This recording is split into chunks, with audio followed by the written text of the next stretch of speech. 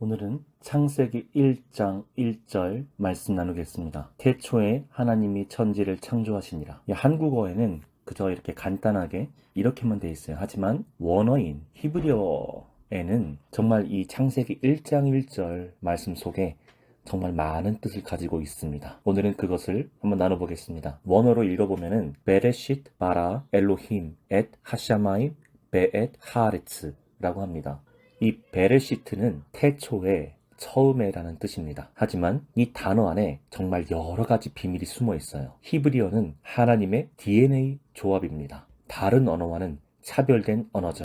저도 히브리어는 잘 모르지만 첫 번째 알파벳 단어인 이 베레시트의 이 베이트는 하나님께서 지으신 큰 집이란 뜻입니다. 한문으로는 이 우주라는 것이 지부, 집주 해서 성경을 근거로 만들어진 문자라는 것을 알 수 있어요.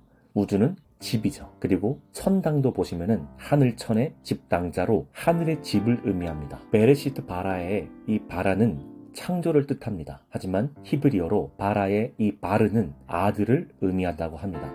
곧 예수 그리스도와 함께 창조하셨다는 그런 뜻입니다. 요한복음 1장 3절 만물이 그로 말미암아 지은 바 되었으니 지은 것이 하나도 그가 없이는 된 것이 없느니라. 하나님의 말씀으로 곧 창조주가 성자 하나님이라는 선언입니다. 이 베레시트 단어 안에 로쉬란 알파벳이 있는데 이 로쉬에 요드라는 알파벳이 붙으면 나의 머리란 뜻이 됩니다. 이 로쉬 앞에 이 베레시란 단어가 합쳐지면서 아들의 머리란 뜻이 됩니다. 바로 십자가에 나의 머리 대신에 예수님의 머리가 달리게 된다는 그런 뜻도 가지고 있죠. 또 이 베레시트 안에 알파벳인 스와이트는 가시나무로 만든 가시면류관을 뜻한다고 합니다. 이사야서 10장 17절에 이스라엘의 빛은 불이 되고 그의 거룩하신 이는 불꽃이 될 것이니라. 하루 사이에 그의 가시와 찔레가 소멸되며. 자, 이 히브리어 요드는 손이란 뜻이고 T자 이 타브는 소문자 T 모양인데 십자가를 뜻한다고 합니다. 결국 성자 하나님이신 예수 그리스도께서 십자가에 매달려 죽으심으로 인간의 죄 문제를 해결한다는 의미가 있다고 합니다.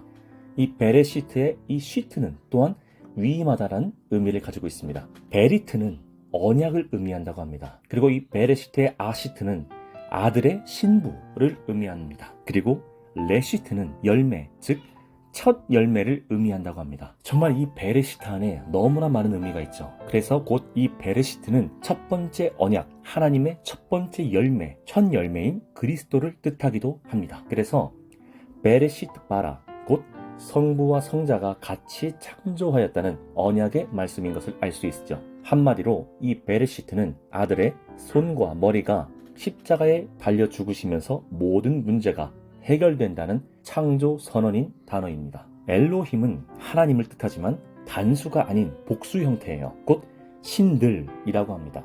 성부, 성자, 성령, 엘로힘 선언이 있다고 해요. 이 엘로힘 선언을 함께 보겠습니다. 첫 번째, 창조주 선언, 유일하신 신 존재 선언. 둘째, 통치권 선언, 유일한 통치자권 선언, 만주의 주 선언이죠. 세 번째, 소유주 선언, 유일한 주인 존재의 선언이라고 하고, 네 번째, 이 엘로힘 앞에는 신앙 고백, 선서만 할 수 있다고 합니다. 이 선서에는 주여 종이 여기 있나이다, 피조물 존재 선언, 그리고 주여 종이 듣고 복종하겠나이다, 피조물 복종 선서, 그리고 주여 종은 주님의 것입니다, 종 존재 선서, 그리고 네 번째, 주여 종은 주님의 소유입니다, 종 소유 선서. 마지막으로 다섯 번째, 주여 종은 주님의 통치만 받겠나이다, 주 주권 선서. 그리고 이제 하샤마임, 이 하샤마임은 하늘을 뜻하지만 이 단어 역시 단수가 아닌 복수 형태로서 하늘들을 뜻합니다. 하늘이 아니라 하늘들을 창조하셨다고 선언합니다. 하늘들 창조는 아래와 같습니다. 고린도후서 12장 2절 내가 그리스도 안에 있는 한 사람을 아노니 그는 14년 전에 셋째 하늘에 이끌려 간 자라. 여기서 첫째 하늘은 우리가 궁창이라고 불리우는 이 우주, 둘째 하늘은 지옥이라고도 불리는 스올, 음부, 그 악한 영들이 거하는 그런 둘째 하늘이 있다고 그래요. 그리고 셋째 하늘은 바로 우리가 알고 있는 천국이라고 부른다고 합니다. 곧 이 하늘들은 이 세 개의 하늘들을 의미한다고 합니다.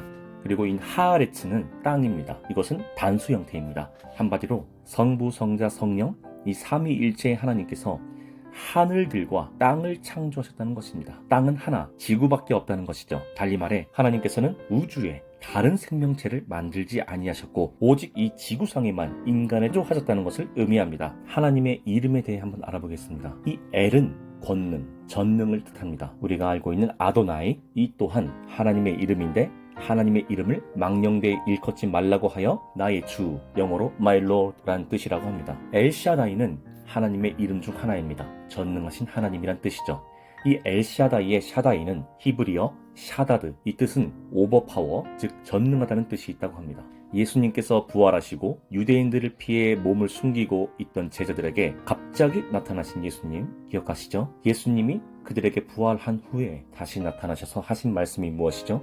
바로 너희에게 평강이 있을지어다 입니다. 예수님은 당시 제자들에게 항상 평안하느냐, 평안할지어다 라고 하시며 위로해 주십니다. 바로 하나님의 또 다른 이름인 여호와 샬롬입니다. 하나님은 평강이시란 뜻이죠. 또한 하나님은 우리의 앞날을 예비하시고 미리 준비해 놓으셨습니다.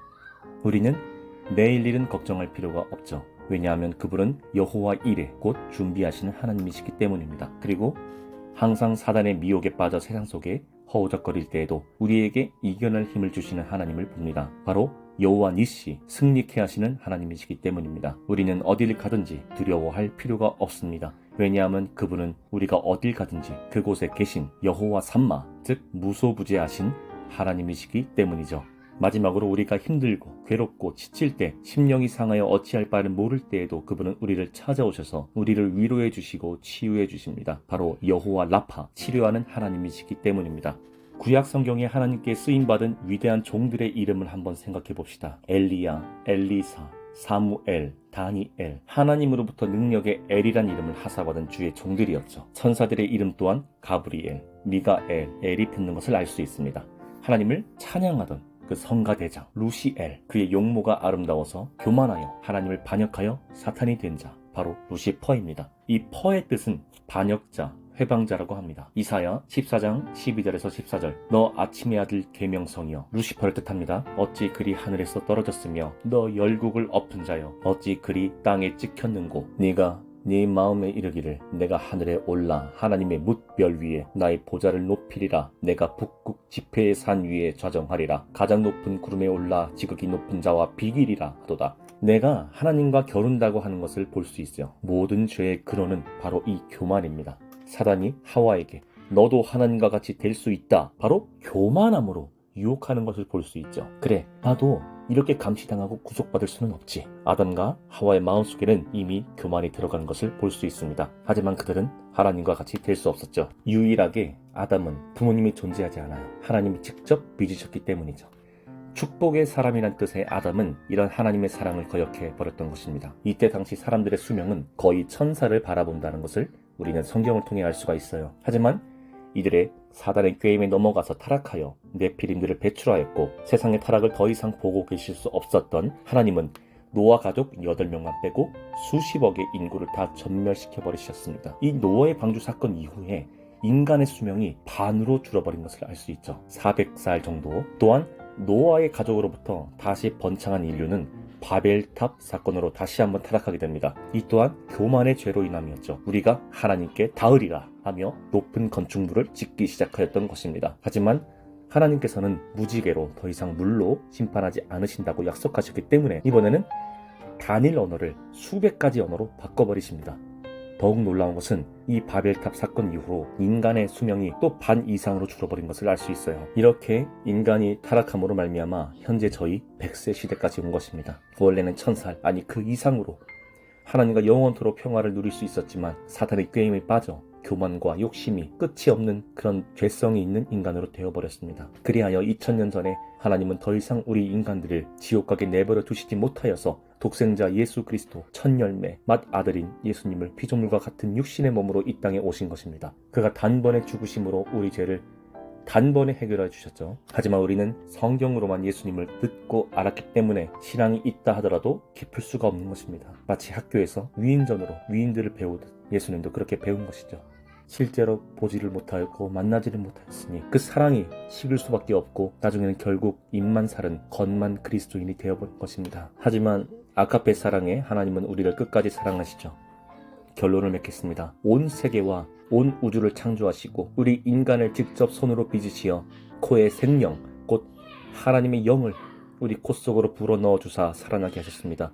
우리는 하나님의 영을 받다 살고 있는 하나님의 아들들입니다. 하나님께서는 독생자 곧 한 명의 아들만 있으셨습니다. 하지만 그 하나님이 자기 형상대로 우리 인간을 지으셨고 코에 생기를 불어넣으셨죠. 그리고는 우리를 아들로 삼으셨다고 합니다. 왜냐? 바로 하나님이 계신 곳에 우리도 있기를 원하셨기 때문입니다. 이 무한한 사랑의 하나님을 더 이상 기다리게 하지 마세요. 그건 죄입니다. 이제는 우리가 예수님을 안아드릴 차례입니다. 이제는 우리가 먼저 예수님을 초청해야 합니다. 내 몸 안에 성령님이 항상 계시도록 거룩해져야 합니다. 내가 거룩하니 너희도 거룩하라.